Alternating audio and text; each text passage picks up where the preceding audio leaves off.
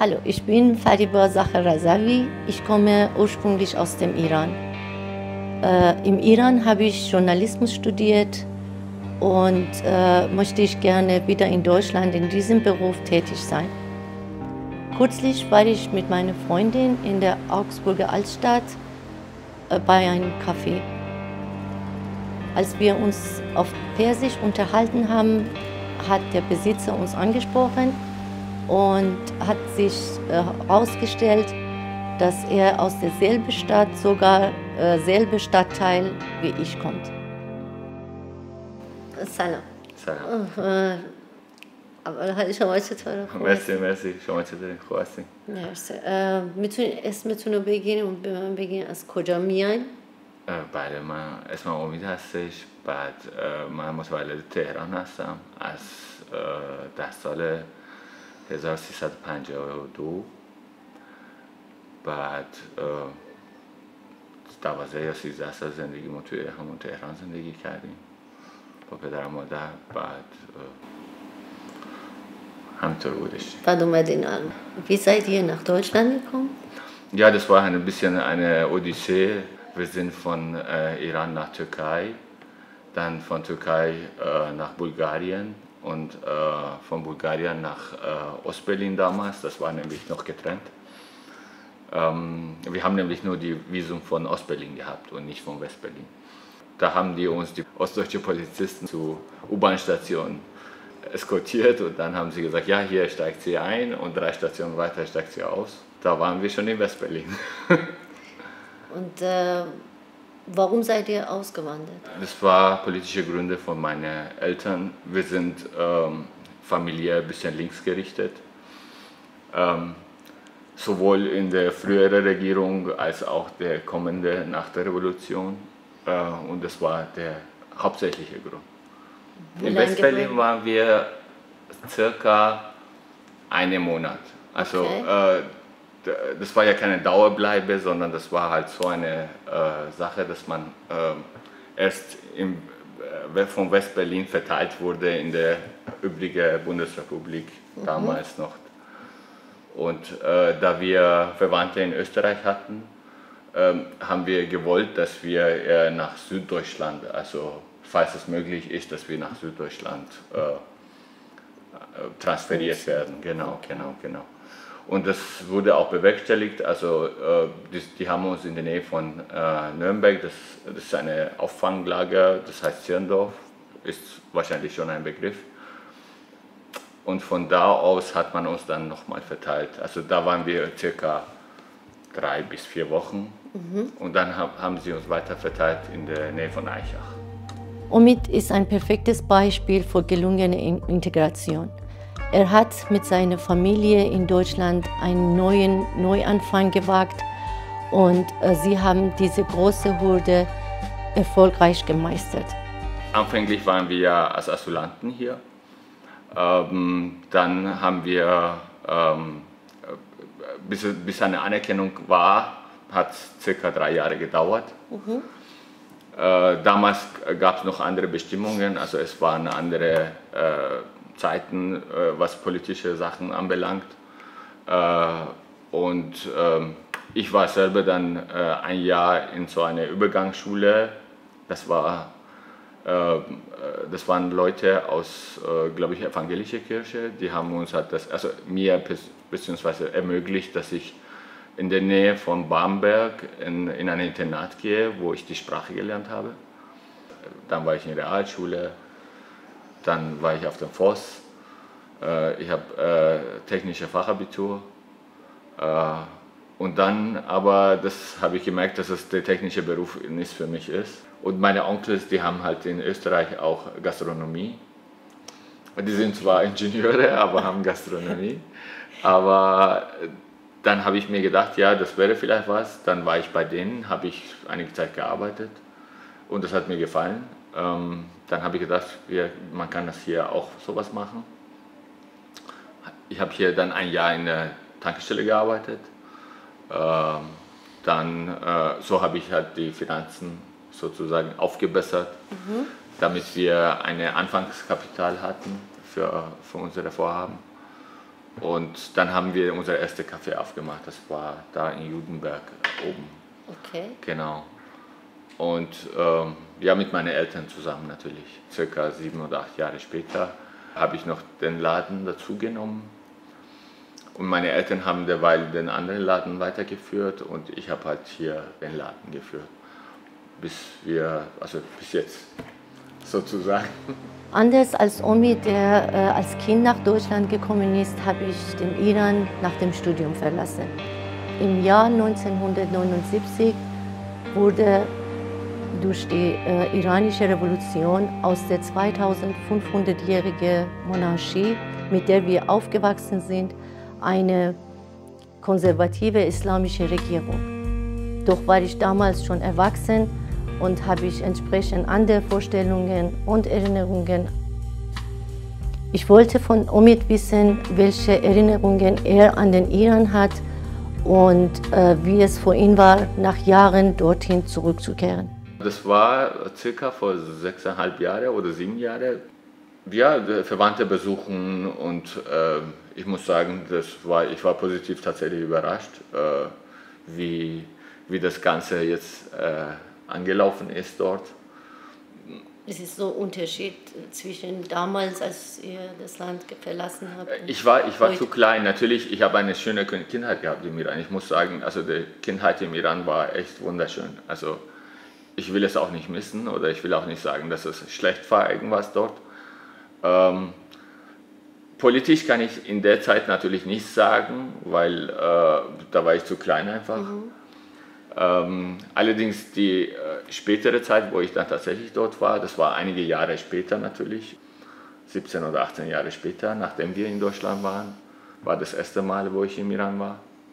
Das hat mir gefallen. Also es war, als ob ich noch nie weg gewesen wäre.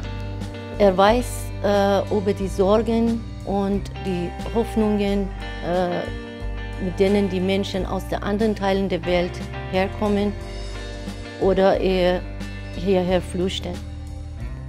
Er übt beidseitige Kritik und weiß allerdings, welche Faktoren für eine gelungene Integration unabdingbar sind. Dass die Flüchtlinge hier kommen, das ist nicht etwas Neues. Flüchtlinge gibt es aus mehreren Gründen, ob das jetzt politischer ist oder wirtschaftlicher ist oder wie auch immer. Nur das, was ich an Kritik an die Politik hier habe, dass man diese Zweiklassengesellschaften schafft. Also praktisch, dass man diese Ausländer mit Migrationsgründen oder wie auch immer, obwohl man schon lange hier ist, obwohl man sozialisiert ist, obwohl man hier arbeitet und sozusagen die Kosten bezahlt, was man hier zu zahlen hat, ist man trotzdem nicht ganz der Bürger. Also ich würde so sagen, das ist eine Art Bürger zweiter Klasse. Das stört mich.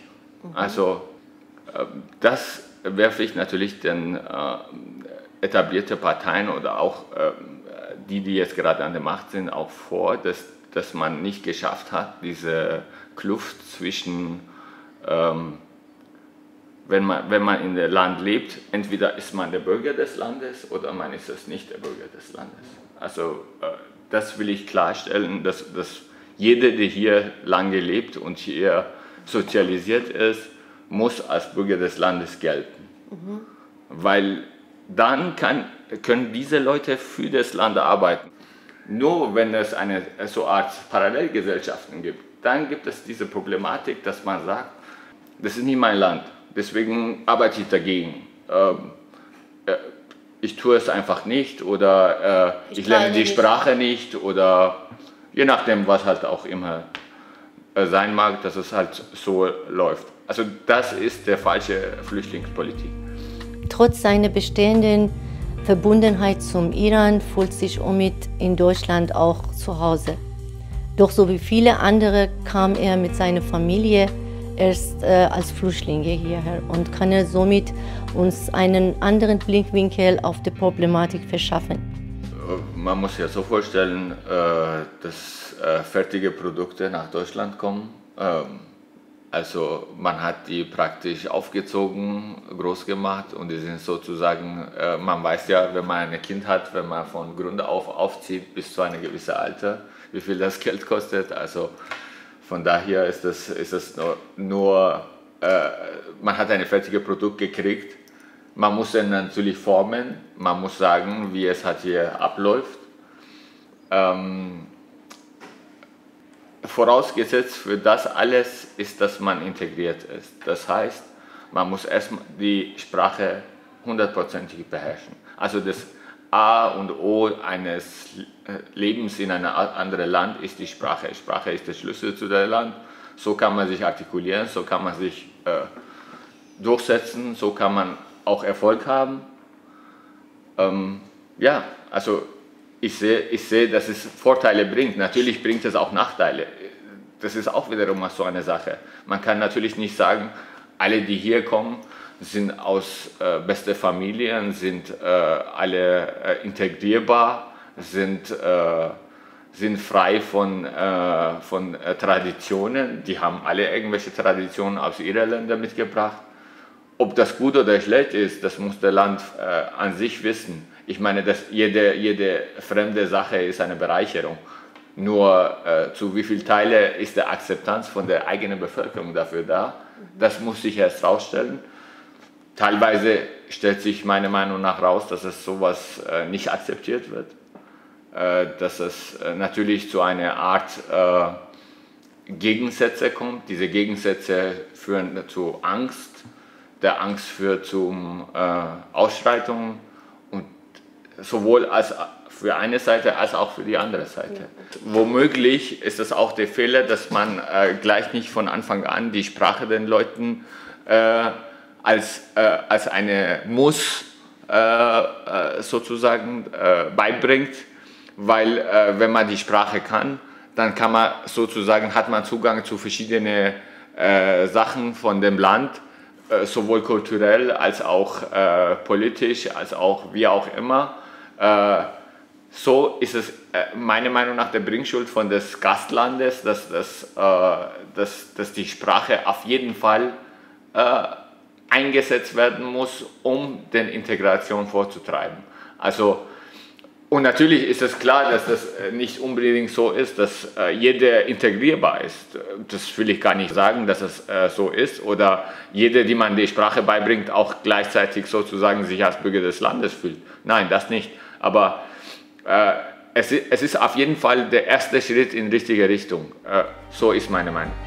Bei all den politischen Problemen und Debatten, die der derzeitige Flüchtlingskrise ausgelöst hat, leiden letztendlich oftmals die Menschen, die es schon schwer genug haben, nämlich die neuen Flüchtlinge. Daran werden wir wahrscheinlich uns immer zu messen haben, dass es halt natürlich die aus Ausland kommen.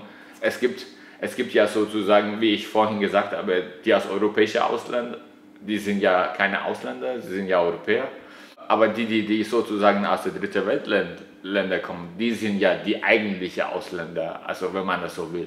Und dass man diese Art Angst sozusagen wegschafft, indem man es denen erklärt, wie man hier zu leben hat. Natürlich gehört zu einem Sprachkurs auch eine Art Kulturkurs für das Land, meiner Meinung nach. Also, dass man sagt, in Deutschland ist das so, in Deutschland sind die Gesetze so, in Deutschland wird das alles toleriert. Also die guten Seiten, was tatsächlich jeder Mensch dazu bewegt, dass man hier kommt. Hier ist ein freies Land, man kann seine Meinung sagen. Also was gibt es Besseres als das gut? Also das haben ja viele Länder, die Leute, die hier kommen, ja nicht. Also das müsste man als positiver Punkt darstellen und natürlich die Leute sagen, dass es die Gewalt in ihren Ländern nicht Gutes ist und hier lebt man in Frieden miteinander und das sollte die Botschaft sein. Das sollte die größte Botschaft sein, was man an die Leute gibt. Und dann meine ich, dass die Leute womöglich besser miteinander können. Also 100%ige Garantie gibt es für alles nichts. Omid schätzt die Freiheit und die Möglichkeiten, die ein Land wie Deutschland ihm bieten und zeigt uns einen Mittelweg, um seine Herkunft und seine neue Heimat unter einen Hut zu bringen. Es ist ein gemischtes Gefühl. Also es ist nicht so, dass man sagen kann, ich bin Iraner oder ich bin Deutsche. Also ehrlich gesagt stelle ich mich immer als Iraner vor, weil ich nun mal nicht wie eine Deutsche aussehe. Und die Frage ist immer, geht in diese Richtung. Ich meine, ich bin zu lange in der Geschäft und ich weiß, wie die Leute einen fragen, ja, aber woher kommst du wirklich? Ich meine, ich lebe schon seit 30 Jahren hier, also ich habe Mehrheit meines Lebens hier verbracht als im Iran. Also die Frage erübrigt sich eigentlich von allein. Aber natürlich gebe ich eine Antwort darauf, weil das halt nun mal legitim ist. Ich sage, ja, ich komme aus Iran, ich bin sowohl Iraner als auch Deutsche.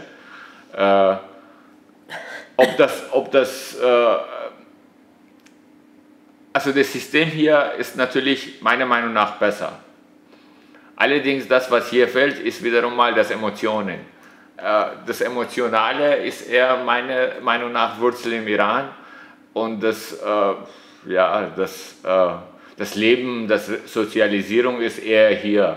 Ich lebe sehr gut hier, ich fühle mich auch wohl hier. Ich habe auch Leute, die mit mir, sowohl Deutsche als auch Ausländer, als auch Iraner, wie auch immer, hier gerne sind. Und also ich kann eigentlich diese Frage nicht wirklich 100%ig beantworten, als was ich mich richtig fühle. Das ist immer so eine Sache. Wenn ich im Iran bin, womöglich fühle ich mich als Iraner deutscher Abstammung und wenn ich hier bin, fühle ich mich als deutsche iranische Abstammung. Also